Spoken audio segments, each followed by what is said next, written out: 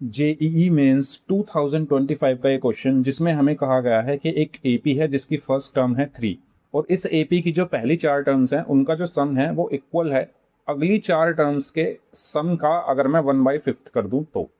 ठीक है, तो हमें सम ऑफ नेक्स्ट 20 टर्म्स बताना है। 4 ऑप्शन दिए हुए थे और सही आंसर हमें चूज करना था।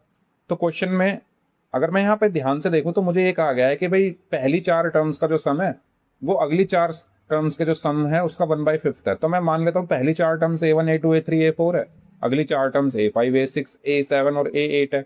यानी अगर मैं इनका सम कर दूं तो वो किसके इक्वल होगा? इनके सम के 1/5 के।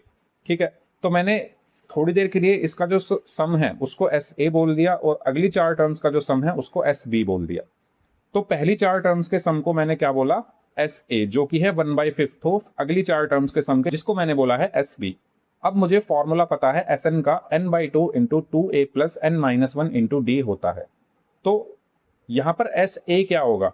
SA क्या है? पहली 4 टर्म्स का सम। तो नंबर ऑफ टर्म्स 4 है यानी n की value 4/2 into 2a, first term 3 है, प्लस n-1 यानी 4-1 3 इंटू d। इसको मैंने कैलकुलेट किया और मेरा जो एक्सप्रेशन आया वो आया 2 इंटू 6 प्लस 3d।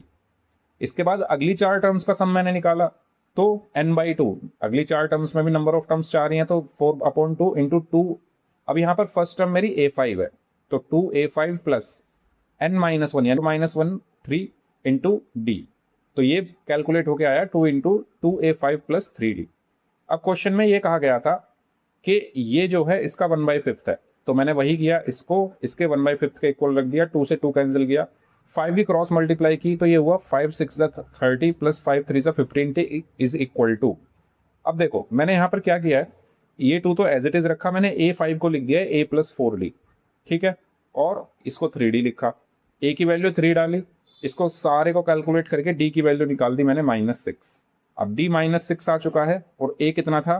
3 था और मुझे सम ऑफ 20 टर्म्स चाहिए।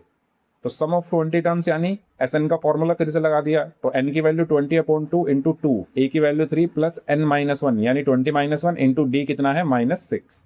इसको कैलकुलेट किया और मेरा फाइनल आंसर जो आया वो आया -1080 यानी ऑप्शन D।